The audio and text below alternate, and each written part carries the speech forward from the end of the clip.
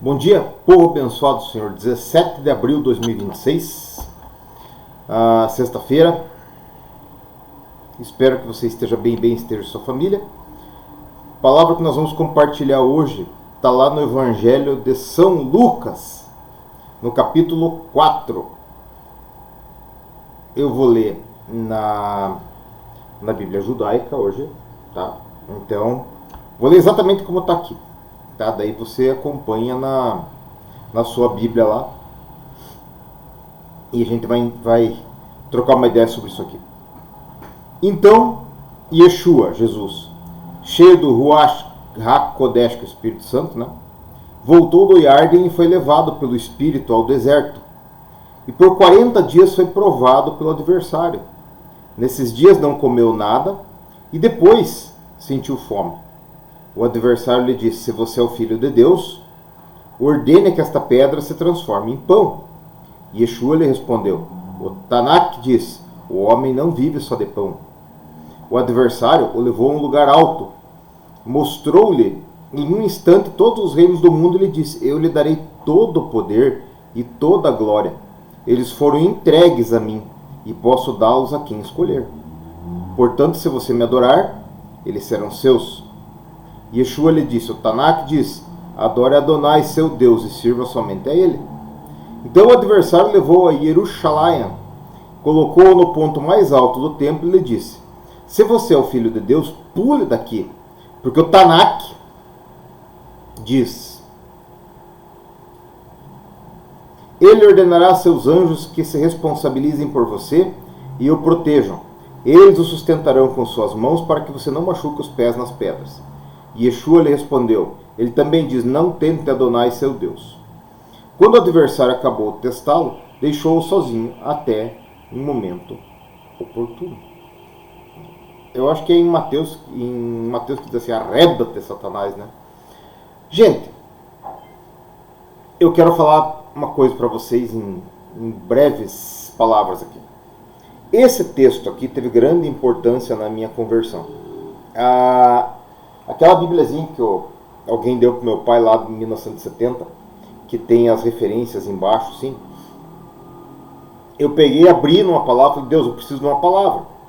E eu estava passando no pior deserto da minha vida, era lá em 1999, mais ou menos. E eu falei: eu preciso de uma palavra.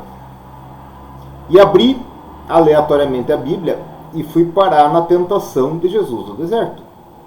Falei: Deus, mas eu já li isso aqui quantas vezes, né? O que o Senhor quer dizer? E aí na referência tinha lá, nem só de pão viverá o homem e tal, né? E lá no Deuteronômio, que é a palavra que eu já contei para vocês, que fez toda a diferença na minha vida, né? Bom, vem uma coisa aqui. Vamos falar primeiro o seguinte: isso aqui, ele não faz sentido nenhum se você pensar em Jesus indo para o deserto para ser tentado pelo diabo depois de ter sido batizado por João Batista. Deus tinha falado para ele: e você, meu filho amado, em quem eu tenho prazer, quando ele foi batizado. Então, vocês têm que entender o seguinte: tudo isso que Jesus fez aqui foi para você e para mim, para a gente ter o exemplo de como que a gente lida com as situações. Por exemplo, o deserto. O deserto é o melhor momento da sua vida e da minha vida. É dolorido demais, é seco, é pedregoso, é momento de escassez, mas é no deserto que você vai se humilhar. Sabe por quê? Porque se você estiver bem de saúde, se você estiver com dinheirinho, se tiver tudo bem na sua casa, sabe quando você vai se preocupar com as coisas de Deus? É nunca. E você tem que ser sincero com você mesmo. Você vai se preocupar com as coisas de Deus quando você está no deserto, quando tem coisas erradas. Quando a doença vem atacar e você não tem solução, quando há escassez de dinheiro, quando há problema na família, quando há depressão. Aí sim você está no deserto. E aí você fica humilde. Vejam o meu caso. Nessa época eu tinha acabado de comprar casa no Sol Nascente lá. Tinha comprado um Santana novo naquele ano, estava cheio de cliente na época no escritório, e correndo para lá e para cá e tal, e 2 filhos lindos e é uma mulher novinha e bonita e tudo, né? Então, quer dizer, sabe? Eu estava mais propenso a fazer confusão na minha vida do que qualquer outra coisa. E nesse momento de deserto, Deus me mostrou o seguinte, que aquilo não era suficiente para mim.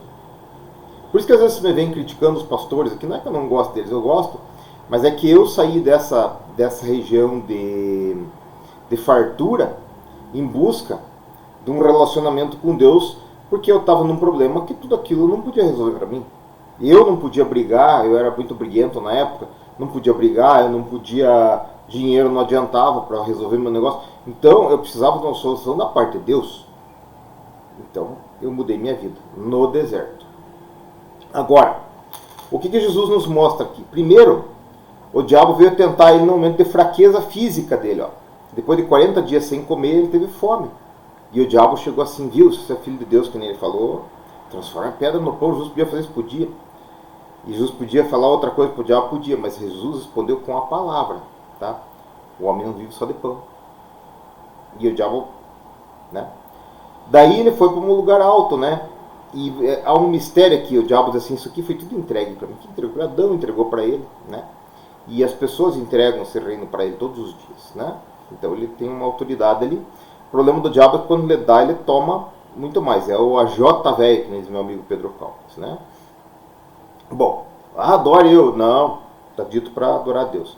E aí que eu falo sempre para vocês, que vocês têm que ler a palavra, vocês têm que mencionar a palavra saindo da boca de vocês e tem que obedecer a palavra. Porque só uma Bíblia não adianta nada. Olha o diabo falando, declamando a Bíblia, que desde quando ensinaram para você que é vampiro, tudo tem medo de uma Bíblia, né? Você mostra a Bíblia, assim, o bicho, não tem nada. Olha o diabo falando a palavra aqui, ó, do Salmo 91. Ele ordenará aos seus anjos que se responsabilizem por você, protejam, papapá. Declamando a palavra de Deus, o diabo. Então ele não tem medo da Bíblia. Ele tem medo de você cumprindo a Bíblia. Isso sim, ele tem, né?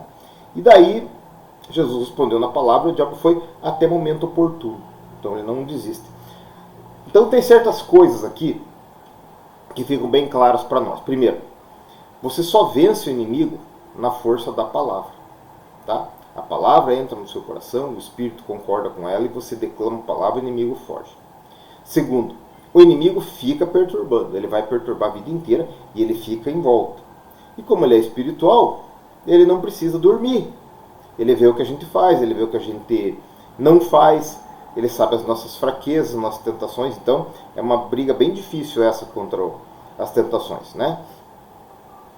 E em terceiro lugar, é aqui, o negócio do deserto. Por que Jesus foi ao deserto? Né? Porque ali é o lugar de mudança para a sua vida e para a minha vida. Por isso assim, gente, quando você estiver com tudo muito bem, se cuide. Porque ali que é o momento da tua fraqueza, tá? Se você não tiver com falta de nada e tal, ali você relaxa. E eu tenho o maior cuidado nisso, sabe? De quando eu vejo que está tudo muito bem, eu me humilhar mais na presença de Deus. Quando estão me enchendo muito minha paciência, está vindo muita coisa que eu não sei de onde é que vem, então eu sei que o inimigo está me perturbando, então eu vou orando, vou cuidando da vida e tal, mas de certa forma está tudo mais ou menos dentro de uma ordem natural, que eu não quero andar abraçado com o diabo, né? Se ele está me perturbando e me atacando, é porque nós estamos brigando e está tudo certo. Agora, quando está tudo muito quieto, você cuide, porque naquela moitinha que está passando, o bicho está escondido lá para tirar uma pedra. E isso é o que significa o que Jesus está falando para nós hoje. Então, se você está com tudo muito bem hoje, se humilhe na presença dele, se ajoelhe e tal, confesse que você é pequeno, pecador, frágil, precisa do perdão, precisa de Jesus, ore, suplique pela sua família e por aquilo que você não está vendo. E se você está com um problema sério e está no deserto, declame a palavra de Deus, ore, louve, porque assim como Jesus venceu o inimigo depois de certo tempo, ele deixou isso aqui exatamente para que você e eu pudéssemos vencer as dificuldades que o inimigo coloca durante a nossa vida. Amém? Vamos orar? Pai, obrigado pelas nossas vidas, obrigado pela minha vida, pela minha família, pela vida desse meu irmão que está ouvindo esse estudo e pela família dele. Eu abençoo esse dia nas nossas vidas, peço que o Senhor perdoe nossos pecados, esteja nos protegendo, nos dando sabedoria, para que a gente possa entender a Tua Palavra, que ela possa estar entrando com força em nossos corações e nós possamos responder com ela a todas as armadilhas, todas as ciladas propostas pelo inimigo nas nossas vidas. É o que eu te peço, meu Deus, em nome de Jesus. Amém? Tenha uma boa sexta-feira aí. Deus te abençoe.